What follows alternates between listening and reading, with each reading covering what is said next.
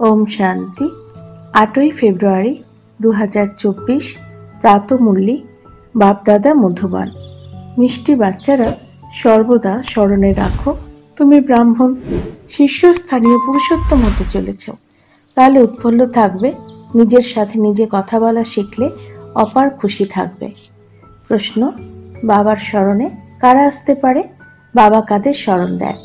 উত্তর: বাবার স্মরণে তারাই আসতে পারে যারা সম্পূর্ণ নষ্টমোহ হয়, যাদের বুদ্ধিযোগ সব দিকেই ছিন্ন হয়ে যায়। মিত্র পরিজন ইত্যাদির সাথে বুদ্ধির যোগ থাকে না, বুদ্ধিতে কেবল থাকে আমার তো এক বাবা, দ্বিতীয় কেউ নেই। এইরকম বাচ্চারাই সার্ভিস করতে পারে। বাবা এইরকম বাচ্চাদেরই স্মরণ দেন। ওম শান্তি। ইনি হলেন আত্মাদের পিতা, টিচার, গুরু। এটা তো বাচ্চারা ভালোভাবে বুঝে গেছে যে দুনিয়ার মানুষ এই বিষয়টিকে জানে না। যদিও সন্ন্যাসীরা বলে শিবহম, তাহলে এইরকম বলবে না যে আমি হলাম বাবা, টিচার, সদ্গুরু। তারা শুধু বলে শিবহম, ততোত্তম। পরমাত্মা সর্বব্যাপী হলে তো প্রত্যেকেই বাবা, টিচার, সদ্গুরু হয়ে যাবে। এইরকম তো কেউ বুঝবে না। মানুষ নিজেকে যে ভগবান, পরমাত্মা বলে, সেটা তো একেবারে রং। বাচ্চাদের বাবা যা বোঝান সেটা বুদ্ধিতে ধারণ করতে হয়। তাই পড়াতে কত সাবজেক্ট থাকে, এরকম নয় সব সাবজেক্ট স্টুডেন্টের বুদ্ধিতে থাকে। এখন বাবা যা পড়ান সেটা এক সেকেন্ডে বাচ্চাদের বুদ্ধিতে এসে যায়। তোমরা রচয়িতা আর রচনার আদি মধ্যের অন্তের জ্ঞান শোনাও। তোমরাই ত্রিকালদর্শী বা চক্রধারী হও। ওই শারীরিক পড়ার সাবজেক্ট সম্পূর্ণ আলাদা। তোমরা প্রমাণ করে ব্যাখ্যা দাও। সকলের সদ্গতি দাতা হলেন এই এক বাবা। সকল আত্মারা পরমাত্মাকে স্মরণ করে, বলে ও গডফাদার। তো অবশ্যই বাবার থেকে উত্তরাধিকার প্রাপ্ত হয়। সেই উত্তরাধিকার হারিয়ে দুঃখের মধ্যে এসে পড়ে। এটা হলো সুখ দুঃখের খেলা। এই সময় সবাই হলো পতিত, দুঃখী।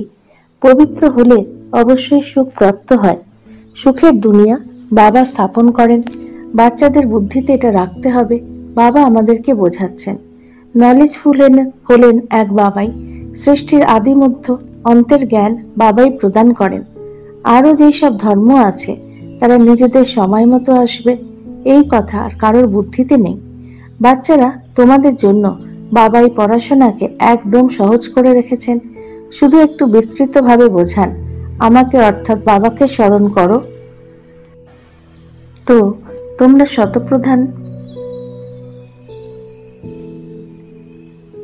তমপ্রধান থেকে শতপ্রধান হয়ে যাবে। যোগের মহিমা অনেক।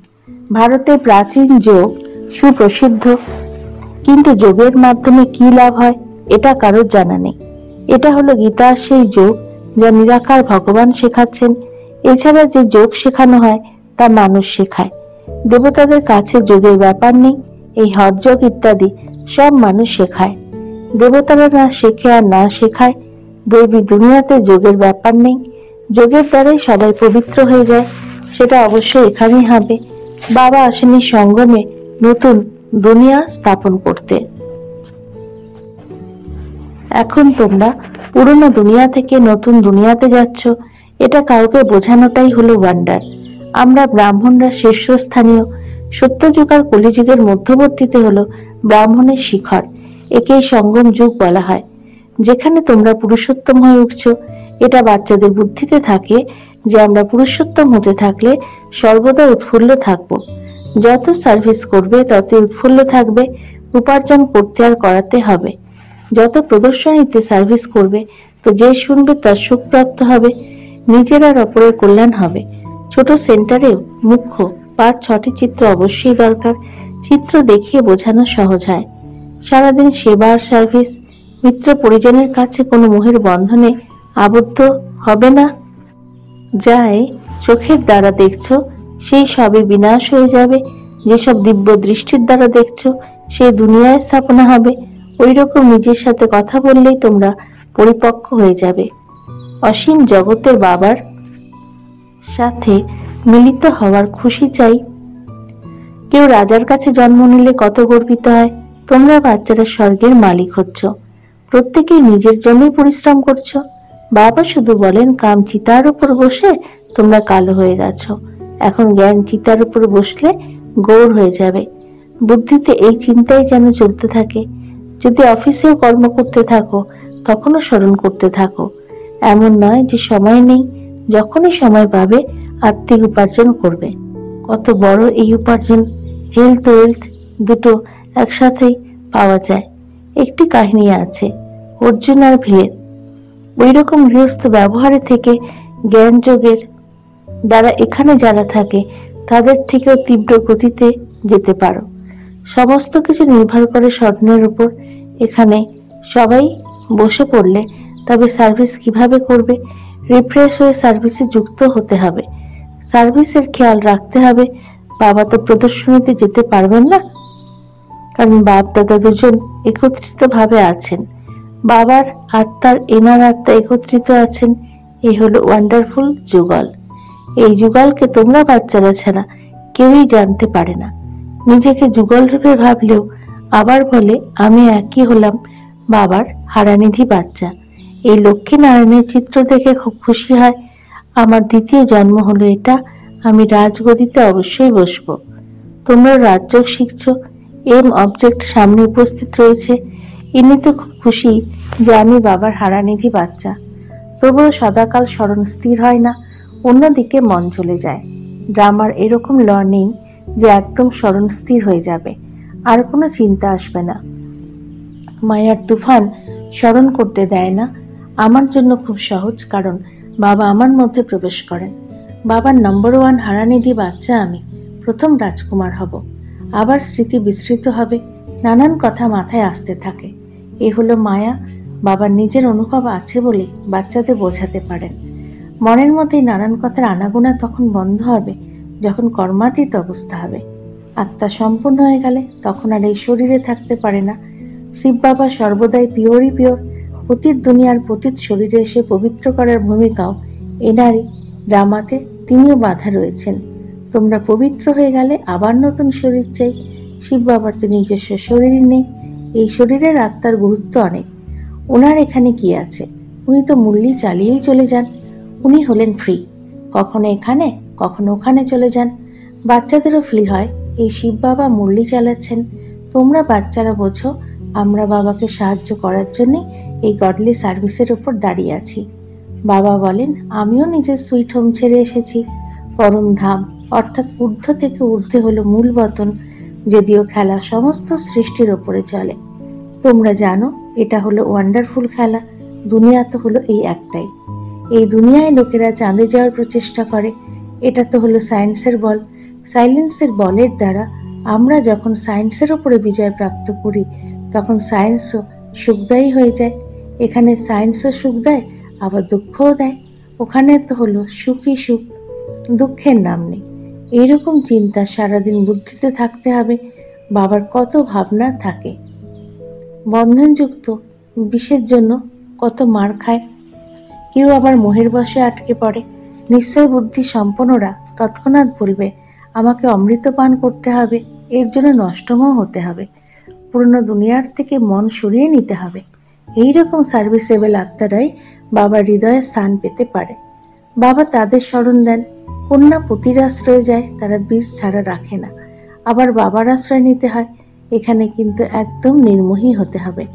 আমরা পতিরও পতিকে পেয়েছি, এখন তার সাথে আমরা বুদ্ধি যোগের দ্বারাই যুক্ত হতে পারি। ব্যাস, আমার তো এক বাবা, দ্বিতীয় কেউ নেই। যেমন কন্যার তার স্বামীর সাথে প্রীতি এসে যায়, এটা হলো আত্মার প্রীতি পরমাত্মার সাথে। লৌকিক পতির থেকে দুঃখ মেলে, এনার থেকে সুখ মেলে। এটা হলো সঙ্গম। একে কেউ জানে না। তোমাদের কত খুশি হওয়া উচিত। আমরা পাটনি বা বাগানের মালিককে পেয়েছি, যিনি আমাদের ফুলের বাগানে নিয়ে যান। এই সময় সব মানুষ কাঁটার মতো হয়ে গেছে। সব থেকে বড় কাঁটা হলো কামনার। প্রথমে তোমরা নির্বিকারী ফুল ছিলে, ধীরে ধীরে কলা কম হয়ে গেছে, এখন তো বড় কাঁটা হয়ে গেছে। বাবাকে বাবুলনাথ বলা হয়। তোমরা জানো আসল নাম হলো শিব। কাঁটাকে ফুল বানায় বলেই বাবুলনাথ নাম রাখা হয়েছে। ভক্তি মার্গে অনেক নাম রেখেছে, বাস্তবে একটি নাম হলো শিব। রুদ্র জ্ঞান যজ্ঞ বা শিব জ্ঞান যজ্ঞ একই কথা হলো। রুদ্র জ্ঞান যজ্ঞ দ্বারা বিনা জ্বালা নির্গত হয়, আর শ্রীকৃষ্ণপুরী অথবা আদি সনাতন দেবী দেবতা ধর্মের স্থাপনা হয়। তোমরা এই যজ্ঞ দ্বারা মানুষ থেকে দেবতা হও। তারা সব অদ্ভুত অদ্ভুত চিত্র তৈরি করে। বিষ্ণুর নাভি থেকে ব্রহ্মার নির্গমন, এইসব বিষয়ে তোমরা জানো ব্রহ্মা, সরস্বতী, লক্ষ্মী নারায়ণ হয়। তোমাদের এই বিষয়ে দৃঢ় বিশ্বাস রয়েছে। লক্ষ্মী নারায়ণী 84 জন্ম পরে ব্রহ্মা সরস্বতী হন। মানুষ তো এরকম কথা শুনে বিস্মিত হতে থাকে, জানার পরে আবার খুশিও হয়। কিন্তু মায়া কিছু কম নয়। কাম হলো মহাশত্রু। মায়া নাম রূপে ফাঁসিয়ে নিচে ফেলে দেয়, বাবাকে স্মরণ করতে দেয় না। আবার সেই খুশি কম হয়ে যায়। এতে খুশি হতে নেই যে আমি অনেককে বোঝাচ্ছি। প্রথমে দেখতে হবে বাবাকে কতটা স্মরণ করছি। রাত্রে বাবাকে স্মরণ করে ঘুমাই নাকি ভুলে যাই। কোনো কোনো বাচ্চা তো নিয়মে বেশ পাকা। তোমরা বাচ্চারা খুবই লাকি। বাবার উপরে অনেক দায়িত্বের বোঝা, কিন্তু তবুও রথ বলে কিছুটা রেহাই পান। জ্ঞান আর যোগ্য আছে। জ্ঞান আর যোগ ছাড়া লক্ষ্মী নারায়ণ পথ কিভাবে পাবে? খুশি তো থাকে আমি একাই বাবার বাচ্চা, এরপর আবার আমার প্রচুর বাচ্চা, এই নেশাও থাকে। তখন মায়া বিঘ্ন নিয়ে আসে। বাচ্চাদেরও মায়া বিঘ্ন আসতে থাকে। অনেক দূর এগোলে তবেই কর্মাতীত অবস্থা আসে। এখানে বাপ দাদা দুজনে একত্রিত ভাবে আছেন। বলেন মিষ্টি মিষ্টি বাচ্চারা, বাবা তো প্রেমের সাগর, এনার আত্মা একসাথে আছে, ইনিও ভালোবাসেন। বোঝেন যে এরকম আমি কর্ম করব, আমাকে দেখে আরো সবাই করবে। ভীষণ মধুর থাকতে হবে। বাচ্চাদের অনেক বিচক্ষণ হতে হবে। এই লক্ষ্মী নারায়ণের মধ্যে দেখো কত বিচক্ষণতা রয়েছে। বিচক্ষণতার দ্বারা বিশ্বের রাজ্য নিয়েছে। প্রদর্শনীর দ্বারা প্রজাতি অনেক হয়। ভারত অনেক বড়, এত সার্ভিস করতে হবে। দ্বিতীয়ত স্মরণে থেকে বিকর্ম বিনাশ করতে হবে। এটাই প্রধান চিন্তা হতে হবে যে কিভাবে আমরা তমপ্রধান থেকে শতপ্রধান হব। এতে পরিশ্রম আছে। সার্ভিসের চান্স অনেক। ট্রেনে ব্যাচ করে সার্ভিস করতে পারো। এই হলেন বাবা, এই হলো অবিনাশী উত্তরাধিকার। অবশ্যই 5000 বছর আগে ভারত স্বর্গ ছিল, লক্ষ্মী নারায়ণের রাজত্ব ছিল। অবশ্যই এদের রাজত্ব আবার আসা চাই। আমরা বাবার স্মরণে পবিত্র দুনিয়ার মালিক হচ্ছি। ট্রেনে অনেক সার্ভিস হতে পারে। এক কামরাতে সার্ভিস করে আবার দ্বিতীয়টায় যেতে হবে। এইরকম সার্ভিস করে যারা, তারাই আসীন হয় হৃদয় সিংহাসনে। তাদের বলো আমরা তোমাদের খুশির খবর শোনাচ্ছি। তোমরা পূজ্য দেবতা ছিলে, আবার 84 জন্ম নিয়ে পূজারী হয়েছ। এখন আবার পূজ্য হও। সিঁড়ির চিত্র বেশ ভালো। এর দ্বারাই শতরজ তম স্টেজ প্রমাণ করতে হবে। স্কুলে পরীক্ষা নিকটে এলে দ্রুত এগোনোর প্রচেষ্টা থাকে। এখন এখানেও বোঝানো হয় যারা সময় নষ্ট করেছে তাদের দ্রুত গতিতে চলে সার্ভিসে যুক্ত হয়ে যাওয়া উচিত। সার্ভিসের নম্বর তোলার সুযোগ অনেক। সার্ভিসেবল কন্যা অনেক উদ্ভূত হওয়া চাই, যাদেরকে বাবা যে কোনো জায়গায় পাঠাবেন। মন্দিরে সার্ভিস ভালো হবে। দেবতা ধর্মের যারা শীঘ্রই বুঝে যাবে। গঙ্গা স্নানের উপরেও তোমরা বোঝাতে পারো, এতে অবশ্যই মনে ধরবে। আচ্ছা, মিষ্টি মিষ্টি হারানিধি বাচ্চাদের প্রতি মাতা পিতা বাপ দাদার স্মরণে স্নেহ সুমন আর সুপ্রভাত। আত্মাদের পিতা তার আত্মারূপী বাচ্চাদেরকে জানাচ্ছেন নমস্কার। আমাদেরও বাপ দাদাকে ধন্যবাদ, নমস্কার। ধারণার জন্য মুখ্য সার: 1. সদা উৎফুল্ল থাকার জন্য আধ্যাত্মিক সার্ভিস করতে হবে। নিজের আর অপরের কল্যাণ করতে হবে। ট্রেনেও প্যাচ পরে সার্ভিস করতে হবে। 2. পুরনো দুনিয়ার থেকে মন সরিয়ে নিতে হবে, নষ্টম হতে হবে। এক বাবার সাথে সত্যিকারের প্রীতি রাখতে হবে। বরদান: সঙ্গম যুগের মহত্বকে জেনে সবসময় বিশেষ অ্যাটেনশনে থাকা, হিরো পাঠধারী ভব। সকল কর্ম করেও সর্বদা এই বরদান যেন স্মরণে থাকে, আমি হলাম হিরো পাঠধারী। তাই আমার প্রতিটি কর্ম বিশেষ হবে। প্রতিটি সেকেন্ড, প্রতিটি মুহূর্ত, প্রতিটি সংকল্পই শ্রেষ্ঠ হবে। এরকম বলতে পারো না যে আমি তো কেবল 5 মিনিট সাধারণ ছিলাম। সঙ্গম যুগের 5 মিনিটও অনেক মহত্বপূর্ণ। 5 মিনিট 5 সালের থেকেও বেশি সময়। সেই জন্য প্রত্যেক সময় এতটাই যেন অ্যাটেনশন থাকে। সদাকালের জন্য রাজ্য ভাগ্য প্রাপ্ত করতে হলে সদাকালের অ্যাটেনশন চাই। স্লোগান: যার সংকল্পে দৃঢ়তার শক্তি আছে তার পক্ষে সব কাজই সম্ভব। ওম শান্তি।